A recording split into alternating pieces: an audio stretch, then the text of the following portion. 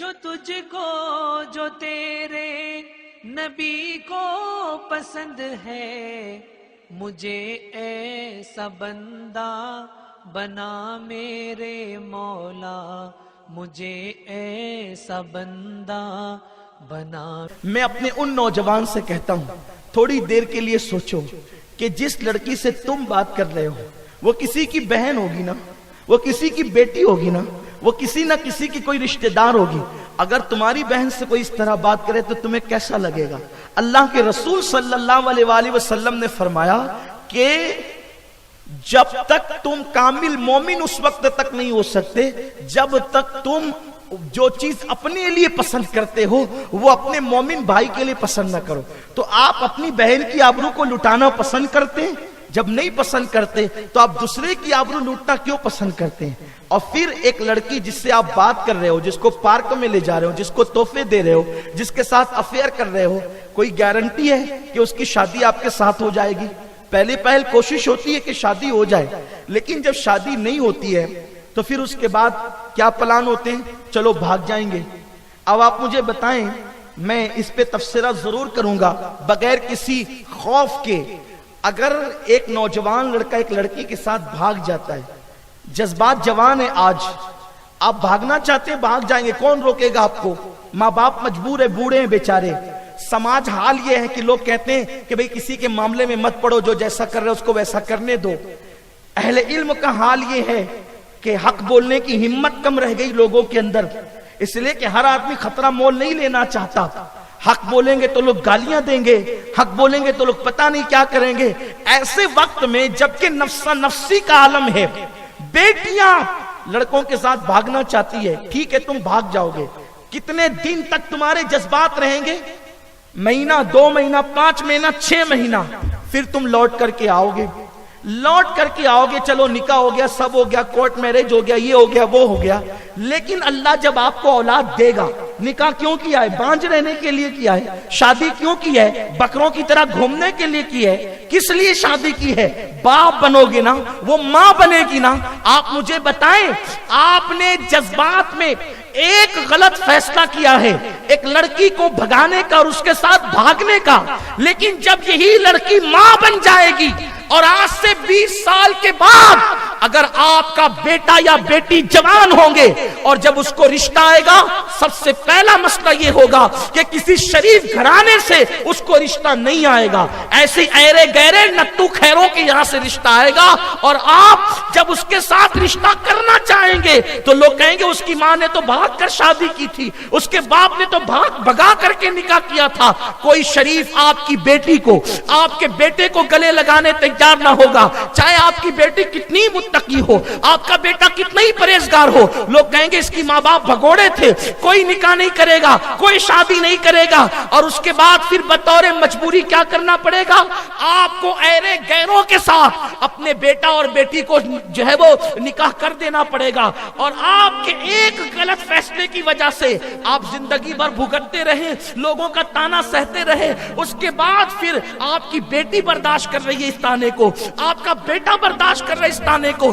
شریف لوگ گلے لگانے کے لیے تیار نہیں، معاشرے میں کوئی اپنا بنانے کے لیے تیار نہیں۔ یاد رکھیں، اگر آپ یہ سمجھتے ہیں کہ آپ ایک غلط فیصلہ 12، 15، 25، 20 سال کی عمر میں جس عمر میں آپ کرنا چاہیں اس عمر میں آپ نے غلط فیصلہ کیا، اسی غلط فیصلے کو بزرگوں نے نام دیا ہے لمحوں کے گناہوں نے صدیوں کی سزا پائی۔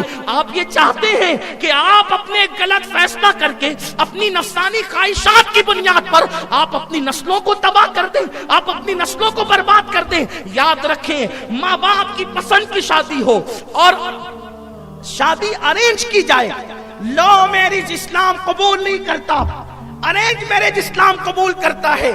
اور ارینج میرج جو ہوتا ہے اس کی برکتیں بہت ہے، اس لیے کہ جب ڈھونڈ کر کے ماں باپ ڈھونڈتے ہیں، بہن جاتی ہے، بھائی جاتے ہیں، بھابیاں جاتی ہے، ان سارے معاشرے کا، پورے علاقے کا، پورے خاندان کا تجربہ ایک ساتھ جمع ہوتا ہے جب کسی کا سلیکشن ہوتا ہے۔ کہاں تمہاری 18 سال کا تجربہ اور بلکہ تمہاری 18 سال کی عمر، اور کہاں تمہارے ماں باپ کا 18 سال کا تجربہ۔ آپ مجھے بتائیں، جو تجربہ زیادہ ہے وہ زیادہ صحیح فیصلہ کرے گا یا آپ زیادہ صحیح فیصلہ کرو گے؟ اور ایک بات یہ ہے یار جو تمہارے ساتھ بھاگ کر جا رہی ہے اگر شریف ہوتی تو بھاگ کر کیوں جاتی؟ ایک غیر شریف لڑکی کو آپ بھگا کر لے کر کے جا رہے ہیں، ایک وقت تو ضرور ایسا آئے گا۔ ہم نے یہ دیکھا ہے، اپنے بزرگوں سے سنا، کتابوں میں پڑھا کہ جو لڑکیاں بھاگ کر نکاح کرتی ہے وہ کبھی شوہر کی نظر میں معتمد نہیں بن پاتی، اس لیے شوہر کو ہمیشہ کھٹکا لگا رہتا ہے، یہ جیسے مجھ سے رابطہ کی تھی کسی سے کر تو نہیں رہی ہے، جیسے مجھ سے یہ پھنسی تھی ویسے کسی کو پھنسا تو نہیں رہی ہے۔ یہ سارے معاملات اور خطرات ہوتے ہیں۔ اللہ اکبر، وہ کبھی شوہر کی نظر میں اعتماد نہیں پاتی اور کبھی کبھی طلاق کی نوبت آ جاتی ہے۔ اس لیے میں قوم کی بیٹیوں سے بھی اپیل کرتا ہوں اور قوم کے نوجوانوں سے بھی اپیل کرتا ہوں، خدا کے لیے بھاگنے کا تصور چھوڑ دو، محبت کی شادیاں چھوڑ دو، لو میرج چھوڑ دو، یہ تمہارے لیے نقصان دہ ہے۔ اپنے نبی کی سنت پہ عمل کرو۔ میں پورا واقعہ تو نہیں بتا سکتا مختصر وقت میں، ایک جملے میں بات کہنا چاہتا ہوں۔ جب خدیجہ کی سہیلی جناب نفیسہ نے میرے رسول سے کہا تھا کہ اے محمد کیا تم خدیجہ سے شادی کرو گے، تو میرے آقا جو مختار کل ہیں، جس کی شان ہے اللہ اکبر، نگاہیں اٹھتی ہے تو قبلہ بدل جاتا ہے، سراقہ کے لیے سونا حلال ہو جاتا ہے، عبد الرحمن کے لیے ریشم حلال ہو جاتا ہے۔ وہ رسول خدا نے جس کو جنت کے اختیار دے رکھے ہیں، اپنے خزانوں کی کنجیاں دے رکھی ہے، جب نفیسہ نکاح کے معاملے میں میرے رسول سے کہتی ہے کیا تم خدیجہ سے شادی کرو گے، تو آقا کریم کا تاریخی جملہ تھا، شریفوں کے رشتے راستوں میں طے نہیں ہوتے، جا کر کے میرے بڑوں سے بات کرو، وہ جو کہیں گے وہی میری مرضی ہوگی۔ جو رسول سب سے بڑے ہیں وہ قانون دے رہے ہیں، اس سے مراد میرے چچاؤں سے بات کرو، میرے گھر والوں سے بات کرو۔ اور پھر نفیسہ حضرت جناب ابو طالب کے پاس گئی اور بات ہوئی، انہوں نے ہاں کہا تو سب نے ہاں کر دیا۔